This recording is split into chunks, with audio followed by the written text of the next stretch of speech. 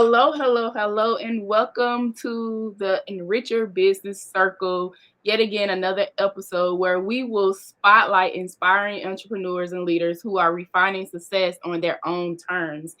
I'm your host, Rodrigo Bennett, and today I am thrilled to welcome a truly reluctant and innovative guest, Lore Soto, co-founder of The Benefits Boss. Lore's journey from challenging corporations' setbacks to building a thriving business is nothing short of remarkable.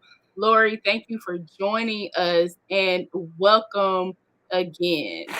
Thank you, and thank you for that introduction. I'm going to take you with me to let you lead into all rooms that I go into. That was beautiful. Thank you. I definitely try to make sure I'm a cheerleader for everyone I'm connected to when it comes to relationship. But I definitely want them to understand who you are as a person. And could you kind of tell us more so about your business and your transitioning from corporate to actually building a business?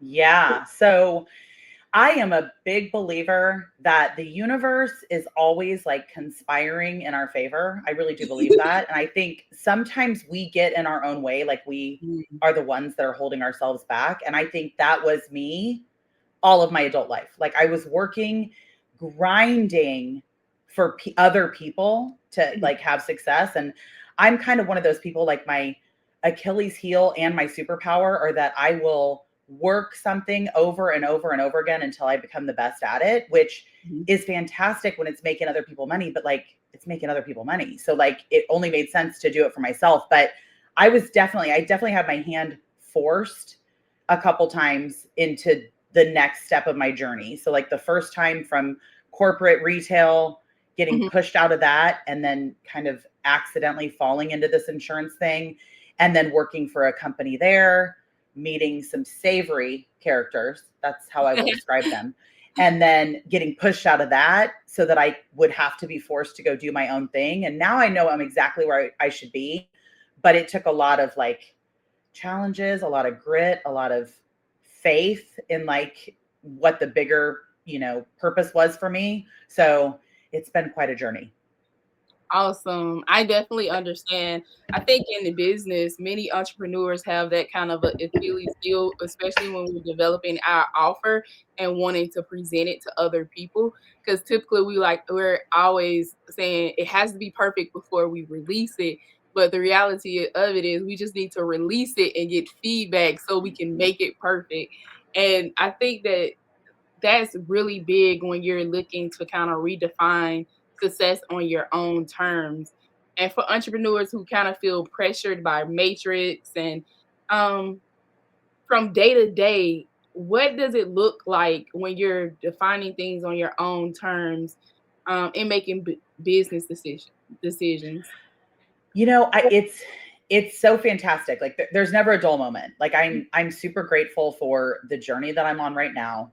Mhm. However, you have to be very nimble and like adaptable and really very self-aware because when you are just a type A personality, which a lot of us are, right? Like you are a perfectionist. You expect that you're going to put something out in the universe and everybody's just going to receive it really well, and that's not always what happens. And so to be able to like really hold up the mirror and Mhm. honestly say like, okay, this is where I went wrong. This is another way to do it. Like there's so much of that that has to happen in a startup of any kind, and Mhm. that takes it takes a lot of self-awareness, like which just I think a lot of us think we have, but maybe really if we're honest with ourselves, we're not being all that honest with ourselves. You know what I mean? So I think that it's been super helpful to me in this journey that I have a partner because my partner and I could not be more polar opposites. Like we are yin and yang. And so if he thinks something, I'm going to think the opposite. So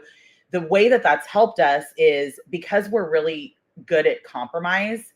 Mhm. Like he'll come with one opinion, I'll come with another opinion, and we'll find some sort of middle ground. But it really does give us a sort of just a better vantage point because if I was doing it all myself and I made all the mistakes from my point of view, we would have fallen on our face probably a lot more times. But because we get these varying opinions and we're able to compromise, it does work really well. But I think self-awareness is so, it's like, it's something that I've gotten better at the older I get.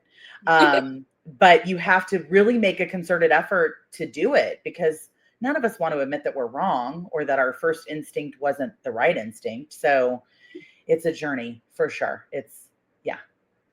I love it. And I love the journey that you basically went on.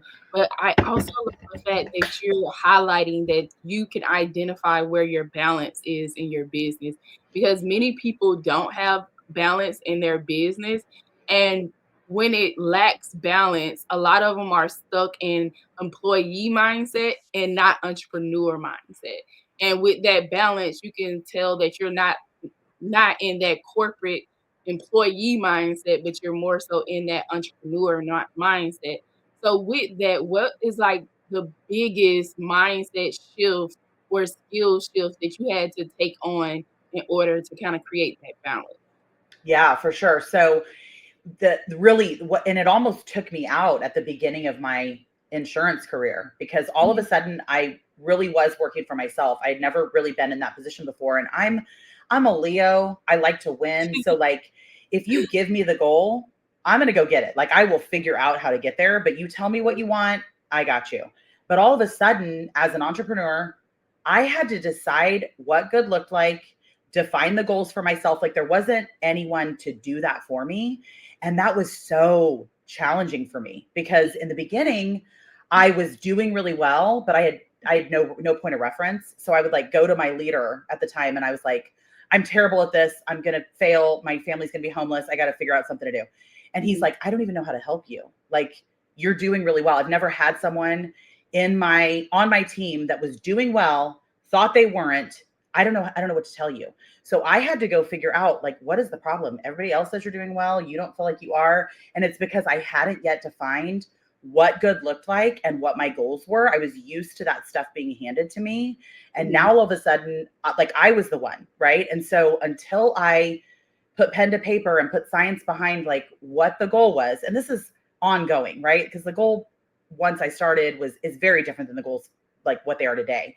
But like, Mhm. once I put the goal in place, then I could go attack it and I could like clear out all of the stuff that was like in my way and just go do it. But there was no one all of a sudden to define that for me. And again, that's, I think, where my self-awareness journey kind of began, because I had never been asked to kind of flex in that way before. So it was new territory for me. And it sounds like when were in the process of developing your goals, you were kind of forced to own your own leadership skills and style. And with that, like, is there a way that you kind of translate that across to the people who are around you so that it can be effective and help you continue to grow your goals? So, yeah, I mean, like, so here's the thing, like, your goals are something that they're ever changing, and Hmm. you need to revisit them all the time. And again, I'm talk about self awareness so much. Like, I'm not like this, I'm not this the most enlightened person, but this is just like a really important part of the journey.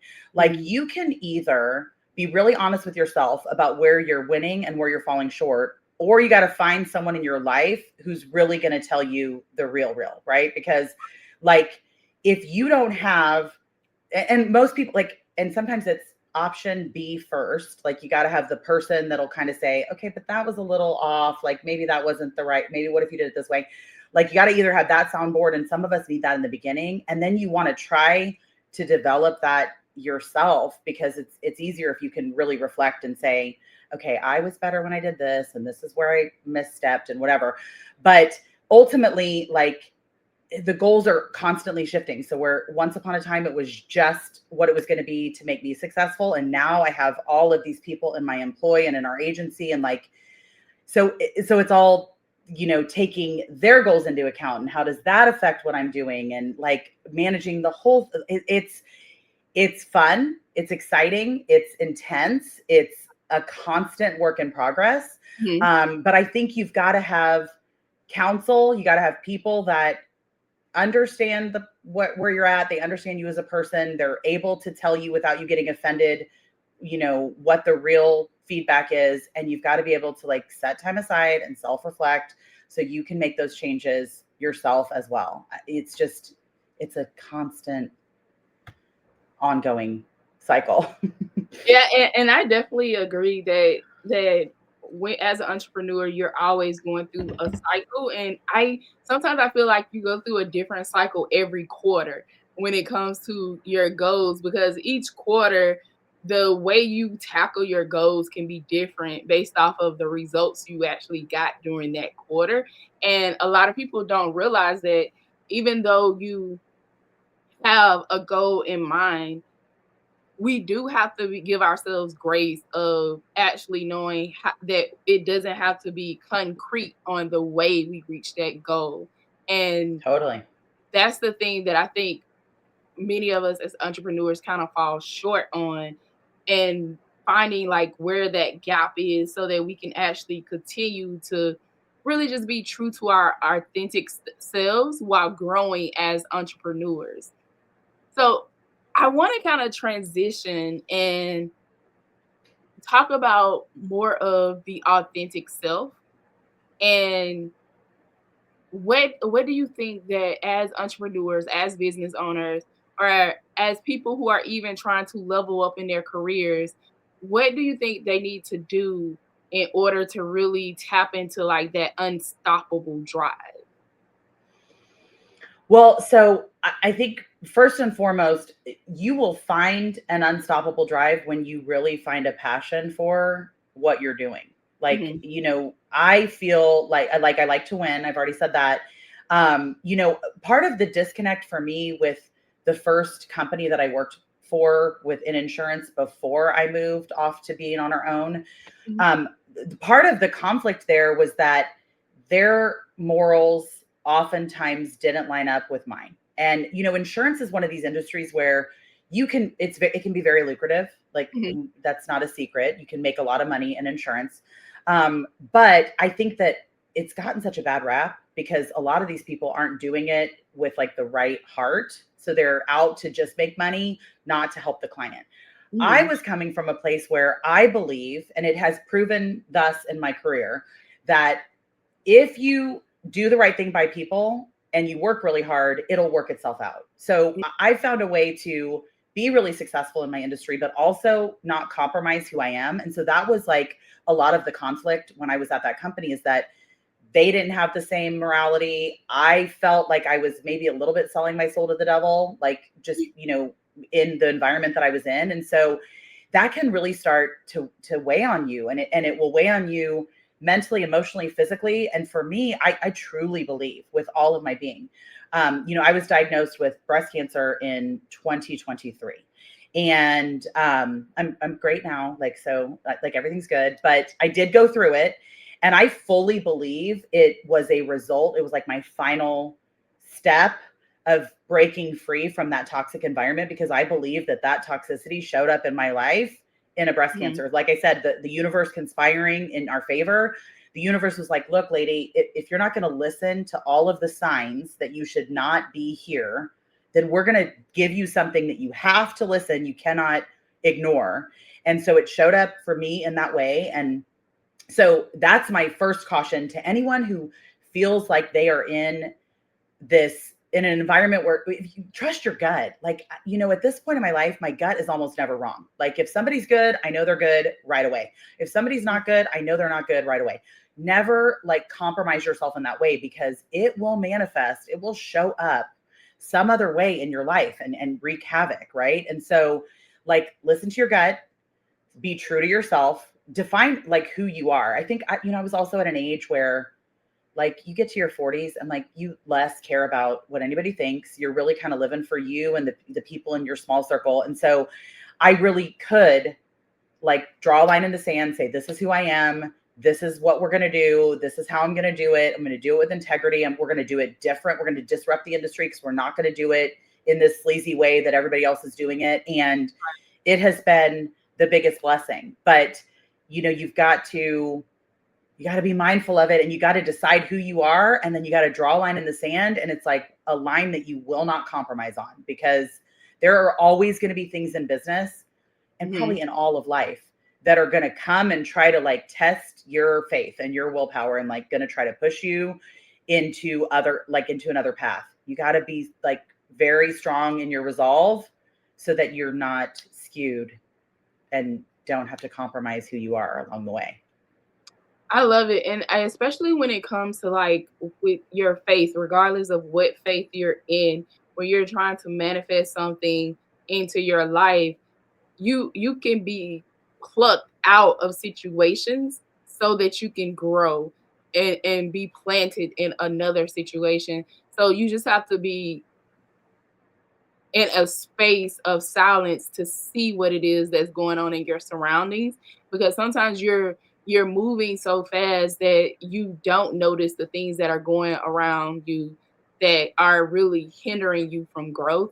And that's what one of the things I am definitely a strong believer in, that sometimes you have to be still to see what's really going on around you so that you can go to another level and grow into your authentic self as a person who's been on that journey.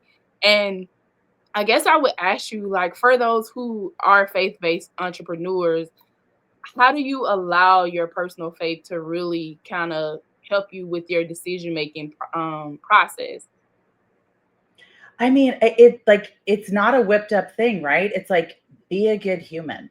At the end of the day, I don't care what you believe in, just be a good person. Like there's enough out there in the world that's gross and ugly. I mean, just go on the freaking internet and you will see like humanity at its worst, right? And so just be a good person. And like if you do good things will come back to you. Like, if you have I get to help so many people. Like I feel so fortunate. I think that that's part of what really where my journey landed me is like with all of the chaos with the old employers and the cancer and all of the things like I've come to such a place of gratitude.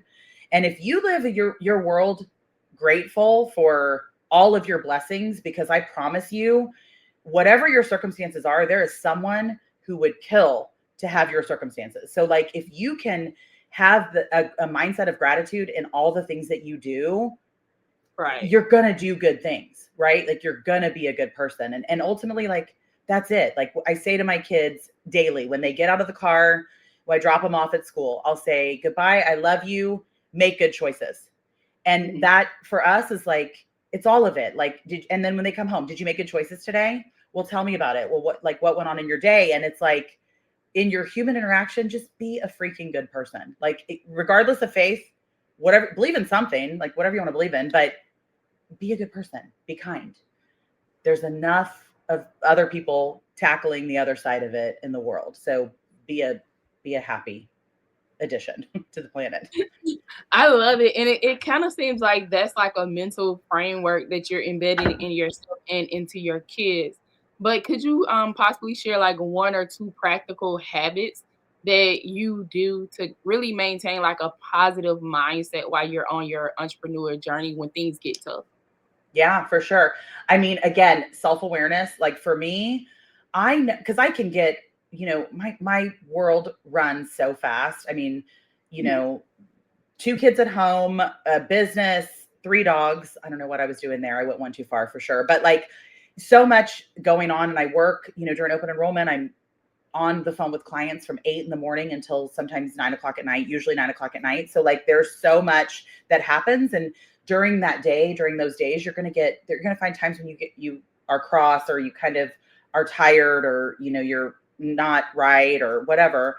And I will like truly like I will have a conversation with myself. Like, Lori, you're not being a very good agent right now. Like you need to walk away for 5 minutes and regroup. I think everybody needs to understand like it's okay to take like a clarity break and like regroup and kind of just get yourself in a better mindset.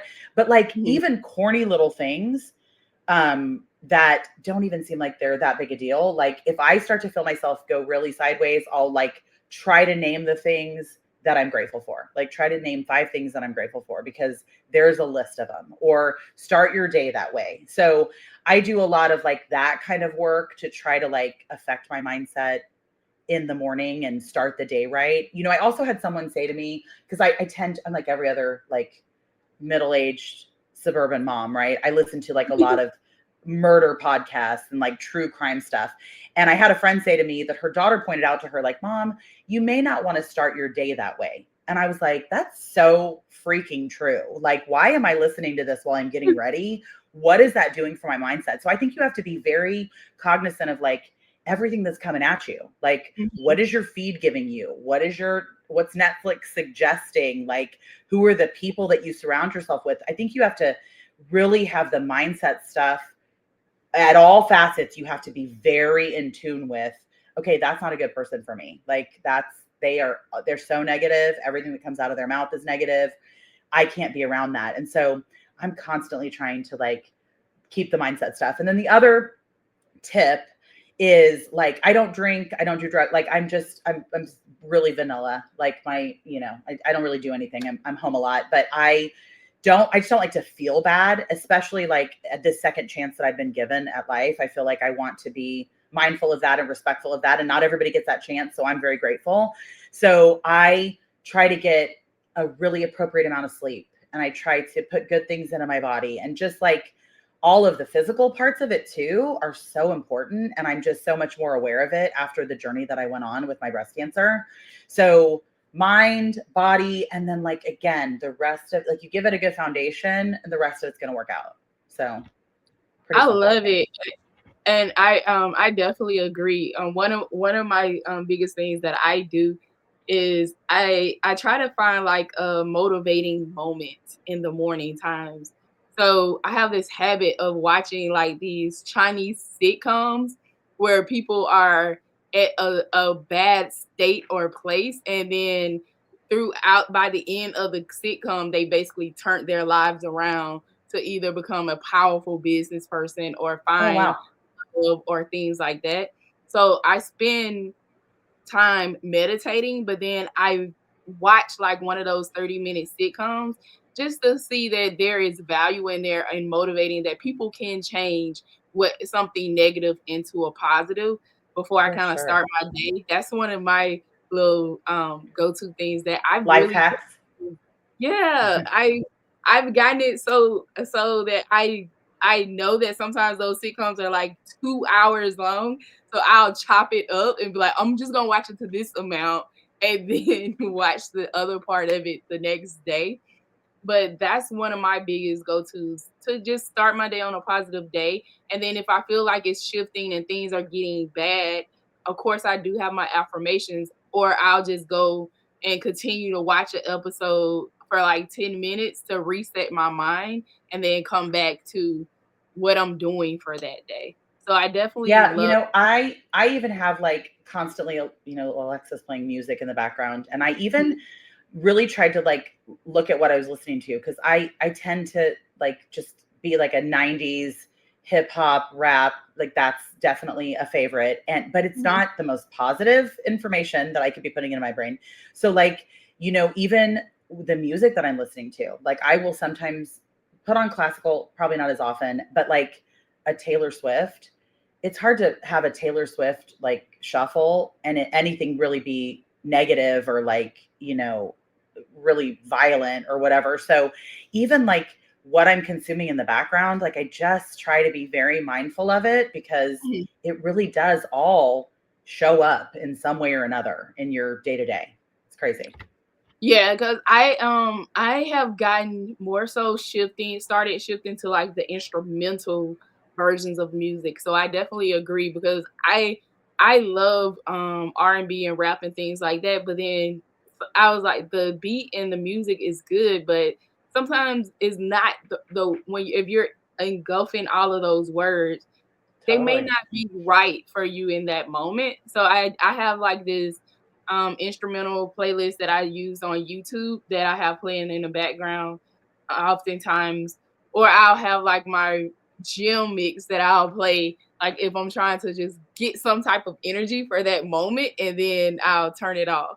So Yeah, I yeah. mean, like, there are times when you're in the club or whatever, like, you might want, like, I get it. Like, yes, there are times and places, but like when it's about having a peaceful mindset with my day, how I'm going to show up with my kids, how I'm going to show up with my clients, I definitely feel like a more even and less, aggressive type of music just makes me show up better. So, Yeah, I definitely agree with that. So, I want to ask you a one last question. Um, for someone who's stuck in a negative business environment, or a negative corporate environment, what is the single most important action that they can do every week so that they can start building their own comeback? yep. So, and again, like a clarity session. So, Mhm. like, first of all, when you're in any sort of like undesirable environment, the inclination is to blame everything else. Right. It's the boss, it's the coworkers, it's the rules of the corporation, whatever. You cannot control any of those things. And if you focus on all of those things and you're giving that your energy, you're going to be stuck. You're going to stay stuck, right? So the only thing you can do is and it will take again some self-awareness and like sitting down and saying, okay, like I can't control these are the things that are upsetting me. I can't control these parts of it, but what I can control is my reaction to it or how I show up for the meeting or whatever it's going to be, right? And so taking and just that alone, taking control of your own environment and how you show up will give you so much power in the situation because everything we do in business is a bit of a power dynamic, like it's a power struggle, right? It's like who's going to be on top, who's going to call the shots, who's going to be in charge. And even if you're just in charge of your little world and how you show up, that will give you so much freedom. It will lift so much off of your shoulders to focus on what you can control instead of giving all of this energy because those toxic situations, that's what they count on. They count on sucking all of your energy out so you have nothing left to give to break you down and so you're gone or whatever they want the outcome to be, right? So don't give them that. Don't give them that power. Like just make it about what I can control. I'm Mhm. one person. Here's what I bring to it. I'm going to have self awareness. Like that was a great way that I showed up. That was not a good way that I showed up that time. This is how I'm going to affect it. And schedule that time. Like anything you plan for in your calendar is more likely to happen, right? If you don't put it on your calendar, it's never going to happen or it will be very happenstance. But if you like every Thursday, so our work week ends on a Thursday. We start a new week on Friday. I don't know why that is, but it just is. And so Thursday night, I have 2 hours blocked out to assess my week before, look at all, and of course that can be like a deep dive session because we've got so many parts of like it could be me as a salesperson, it could be me as a leader, it could be me as a I don't know, lead finder, like whatever we're doing in our business at that time. So scheduling that time and really giving over to that time, like going into another room, giving it being present, giving it the appropriate attention.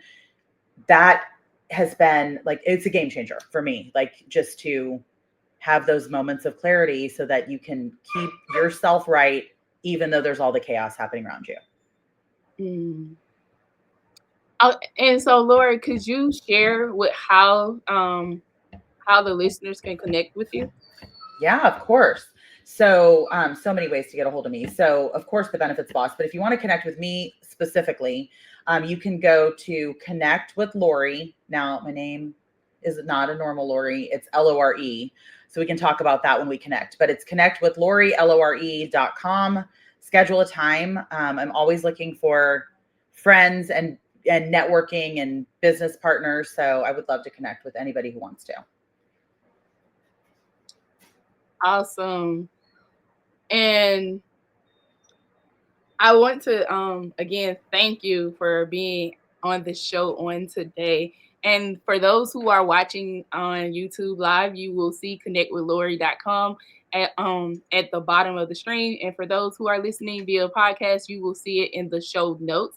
So make sure you reach out and connect with Lori. Right now is open enrollment. So this is a perfect time to be connecting with Lori. And Lori, Yes. again, thank you for sharing your journey, your insights with us, and your story is truly a powerful reminder that setbacks can be the foundation for an incredible comeback. While our listeners, remember to redefine your success on your own terms and keep pushing forward. Until next time, I'm your host, Ridrika Bennett. of the Enricher Business Circle. Awesome. Thank you so much.